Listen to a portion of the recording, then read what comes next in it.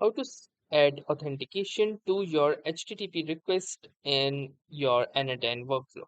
So hey guys, welcome to this tutorial. In this tutorial, I'm going to show you how you can add authentication to your HTTP request node in your n8n workflow.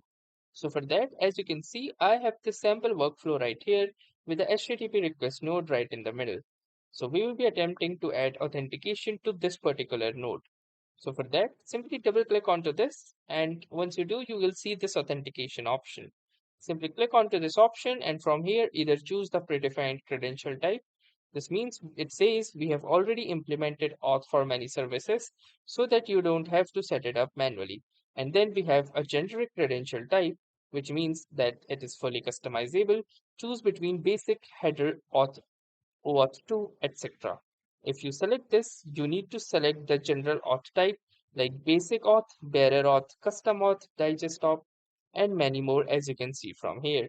You can simply choose the one that you like, and then it says if you choose, for example, the basic auth, it asks for an unnamed credential where you will first need to create your own credential involving user, password, and also an option to allow HTTP request domains, which you can see right here. So that was all for this tutorial. Thanks for watching and have a nice day.